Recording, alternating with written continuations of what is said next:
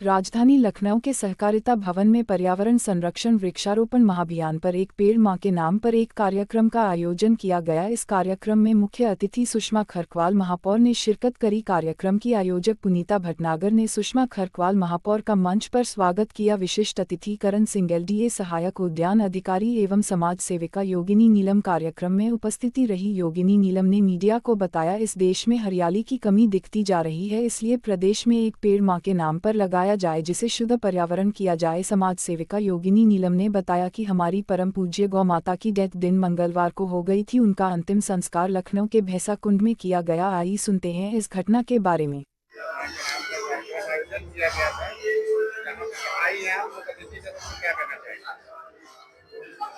मैं सबसे पहले सभी देशवासियों एवं क्षेत्रवासियों से ये कहना चाहूँगी कि पर्यावरण का संरक्षण बहुत ही ज़रूरी है, इम्पोर्टेंट है। और आज हमारी पुनीता भटनागर जी ने एक पेड़ मां के नाम पर्यावरण संरक्षण पर एक आयोजन किया है, जिस पर हम सभी लोगों को आमंत्रित किया था। तो जैसा कि आप देख रहे हैं, सुनामी आ रही है, ग्लोबल वार्मिंग हो रही है, ये सब चीज़ें इसी वजह से है क्योंकि हमारे पेड़ जो है वो कटते जा रहे हैं। हमारे जो पक्षी हैं उनका आसरा हटता जा रहा है। जैसा कि आप देख रहे हैं कि गौरैया तो विलुप्त हो रही है। तो मैं समझती हूँ कि सभी लोगों को ज़्यादा नहीं तो एक पेड़ हर व्यक्ति को लगाना चाहिए, जिससे आपको शुद्ध हवा मिलेगी और प्रकृति आपकी शुद्ध रहेगी और वातावरण भी स्वस्थ रहेगा। देखा जा रहा है कि आप बड़ी एक्टिव रहती हैं, हर समाज सेवी कार्यक्रम में जाती हैं, तो और महिलाओं को क्या कहना चाहेंगे? जी, मैं सभी महिलाओं को ये कहना चाहूंगी कि देखिए, पुरुष तो व्यस्त रहते हैं, उनको कमा के लाना होता है, घर का परिवार का जो है रोजी रोजगार करना होता है।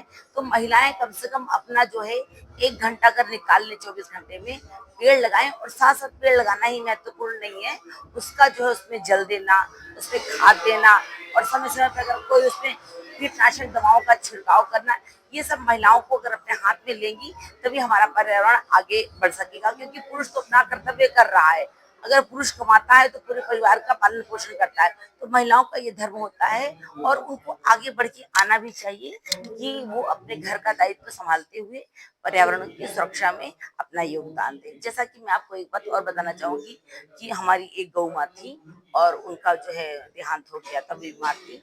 तो मैंने उनका जो है अभी परसों जो है वो उनका भैंसा कुंड पे हमने अंतिम संस्कार किया। और कल परसों मतलब कि बृहस्पतिवार को उनका अंतिम संस्कार किया।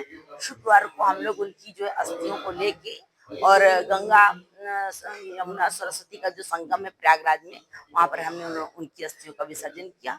10वां 11वां हमने प्रयागराज में किया और 12वां 13वां हमने कल लखनऊ में किया था, जिसमें सभी लोगों को आमंत्रित किया था। जैसे कि आप समझ रहे हैं, हमारी गौ माँ है वो, तो उनको मैंने अच्छे से विदाई दी ताकि हमारी गौ माँ मोक्ष की प्राप्ति करें।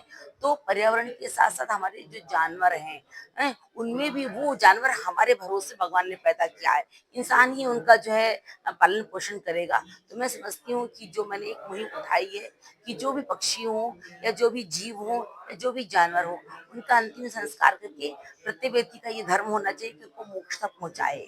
माँ के नाम में आप आएंगे, क्या कुछ कहना चाहेंगे? ये आज में हम लोग सहकारिता भवन में आए हुए हैं और बहुत सुंदर कार्यक्रम हम लोगों ने आयोजित किया है। ये पुनीता दीदी मेरी हैं, तो उन्होंने इस कार्यक्रम को मतलब आयोजित किया है। सहकारिता भवन में? हाँ, सहकारिता भवन में हम लोग आए हुए हैं। तो हम लोग ने ये कार्यक्रम है एक पेड़ माँ के नाम लगाने के लिए। तो हम लोग तो अभी 15 दिन से हम लोग ये काम कर रहे हैं कि कहीं कहीं जाके, कहीं कहीं जो बड़े बड़े स्थल हैं, यहाँ जहाँ पार्क है, वहाँ पे जाके पार्क में हम लोग लगाते हैं पेड़ और बहुत अच्छा अनुभव प्राप्त हो रहा है हम लोग को। कम से कम बहुत से लोग जो भूल जा रहे हैं अपने लोग को, तो उनके नाम लगा के कम से कम ये याद रहता है कि ये पेड़ माँ के नाम मैंने लगाया, तो अपनी माँ को आदमी याद करता है। लेकिन बहुत अच्छी ये इन्होंने लॉजिक निकाली है कि पेड़ तो कटते जा रहे हैं, उससे ऑक्सीजन की बहुत कमी हो जाती है। लेकिन अब ये नया रूट निकला है, नई चीज हम लोगों ने शुरुआत करी है। तो हम सभी से ये कहेंगे कि आप लोग जरूर पेड़ लगाइए और जितना ज्यादा हो सके दूसरों को प्रेरित करिए पेड़ लगाने के लिए, और आप लोग आगे बढ़ते जाइए। ये हमारी प्रार्थना है आप लोगों से, है कि नहीं? तो आप लोग का बहुत बहुत आभार। पहले तो आप कहाँ किस चैनल से हैं आप लोग? टीवी 24। बहुत बहुत आपका धन्यवाद, बहुत बहुत टीवी 24 को आपको लाख लाख धन्यवाद। आप लोग बहुत अच्छा इंटरव्यू करते हैं, बहुत अच्छा। वैसे मैं राजस्थान में रत्नागिरी सेवा संस्थान से जुड़ी हुई हूँ और मेरे कई NGO हैं, तो मैं सब में काम करती हूँ और आप लोग अच्छे से डील करते हैं, बहुत अच्छा लगता है। आप लोग को बहुत बहुत धन्यवाद। मेरा नाम मंजुला गौतम है और मुझे पेड़ों से प्यार बचपन से रहा है। कहीं भी मुझे पेड़ दिखते थे तो मुझे लगता था मैं इसको लगाऊं, मैं पानी दूं, नए नए पौधे लगाना। आज भी मेरा ये शौक है। मैं घरों में कम से कम मैं अपने घर में 70 पेड़ लगाए हैं और हमारे पार्क में कहीं भी कुछ होता है तो मैं नया पेड़ को निकलता तो मैं जाके खुद लगा के आती हूँ। आज पुनीता भटनागर जी जो मेरी और कम से कम 30 साल से इनको जानती हूँ और इन्होंने ये आयोजन रखा है, ये मेन है यहाँ की, हम लोग सब इनका साथ देते हैं। तो एक पेड़ माँ के नाम, तो आप ये देखिए कि पेड़ वास्तव में ऐसा, मुझे ऐसा फील होता है कि पेड़ों में भी जान है। और जो हमारे बुजुर्ग जो हमें पेड़ लगा गए हैं, आज जो हम खा रहे हैं वो वही हम खा रहे हैं। अगर वो नहीं लगाए होते तो हम कैसे खाते? वैसे ही अगर हम पेड़ों को नहीं लगाएंगे तो हमारे बच्चे कैसे आगे खाएंगे? पेड़ कटते जा रहे हैं। मैं उन लोगों से तो यही कहूंगी, कृपया पेड़ मत काटें, क्योंकि जैसे हमारे हाथ पैर में चोट लगती है, हमें दर्द होता है, मेरे हिसाब से उन पेड़ों को भी बहुत तकलीफ होती होगी। और ये पुनीता जी ने बहुत अच्छी मुहिम निकाली है, हम लोग सब इनके साथ हैं। मैक्सिमम पेड़ लगाएंगे और आज भी हम लोग और इसके बाद लगाएंगे, है ना। और एक बात मैं और बोलना चाहूंगी कि मेरी कंडीशन वहां तक पहुंची थी कि मेरी लाइफ नहीं बचनी थी, लेकिन या ये कह लीजिए कि मैंने कुछ अच्छे काम किए थे। यूनिवर्स ने मुझे एक ऐसी डिवाइस दिलाई, एक इनर्जी कैंगन वाटर, जिससे हम लोग जुड़े हुए, हमारी पूरी टीम इस पर वर्क करती है और फ्री ऑफ कॉस्ट हम लोगों को नॉलेज भी देते हैं और जितना पॉसिबल होता है उनको इसका पानी भी शेयर करते हैं कि वो जल्दी ठीक हो जाए, क्योंकि हर व्यक्ति खरीद नहीं सकता।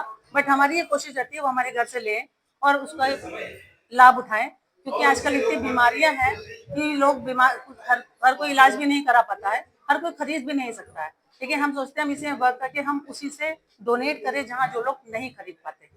Thank you. आज दिनांक 3 अगस्त 2025 को श्रीमती पुनीता भटनागर एवं श्री सुश्री ज्योत्सना गुप्ता जी द्वारा आयोजित कार्यक्रम एक पेड़ माँ के नाम, इसमें मैंने सहभागिता की। एक पेड़ माँ के नाम ये कार्यक्रम आज उन्होंने शुरू किया, परंतु हमारी संस्था, मैं सोनिया श्रीवास्तव, राष्ट्रीय महिला अध्यक्ष, नैना दयाल फाउंडेशन, अखिल भारतीय अधिकार संगठन, हमारा एक चैप्टर है उसका। हम 2003 से, जब से हमारे संगठन की स्थापना हुआ, हमारे नैना दयाल फाउंडेशन की स्थापना की हमने, लगातार हरियाली के प्रति एक पेड़, अवसर कोई भी हो, जन्म दिवस हो, अन्य कोई दिवस हो, कहीं हमको हरियाली ना दिखे, कहीं खाली जगह दिखे, हम एक पेड़ अवश्य लगाते हैं। इस धरती माँ की हरियाली के लिए, अपने दिल के पुरसुकून के लिए, शांति के लिए। हरियाली आप सभी जानते हैं, वनस्पति रसोत्तम, वनस्पति से जीवन है। वनस्पति ऑक्सीजन देती है, वनस्पति फल देती है, वनस्पति पेड़ों की छांव देती है और वनस्पति ही लोगों को आश्रय देती है।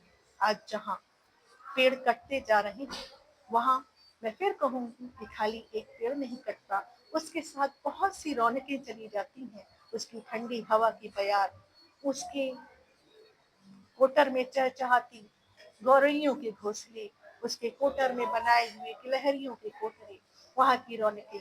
तो मैं सभी से सिर्फ एक संकल्प लेने की आग्रह करती हूँ कि एक पेड़ अवश्य लगाएं जहां कहीं हो। हमारी संस्था ने या हम सभी ने एक संकल्प लिया है, संस्था के सभी सदस्यों ने, कि हमारे किसी प्रियजन का बिछोह भी होगा, वो उस परम तत्व में विलीन हो जाएगा, तो भी हम उसके नाम का, उसकी याद में एक पेड़ लगाएंगे, जो उसकी यादों को केवल फोटो पे माला टांगकर हम ना पहचाने, उसको उस जैसे जैसे पेड़ रहेगा, हमेशा रहेगा, पेड़ शाश्वत है, हम उसके साथ उनकी यादों को पल्लवित और पुष्पित होते हुए, पल्लवित और पुष्पित होते हुए देखते हैं। हमारी यादें, उनकी यादें हमारे हृदय में हमेशा के लिए जीवंत रहती हैं। अतः ये सभी जो सरकार का या प्रत्येक व्यक्ति का जो संकल्प है, एक पेड़ माँ के नाम, मैं इसी के साथ अपने शब्दों को विराम देती हूँ। मैं सोनिया श्रीवास्तव आपको बहुत बहुत धन्यवाद और आपका आभार करती हूँ।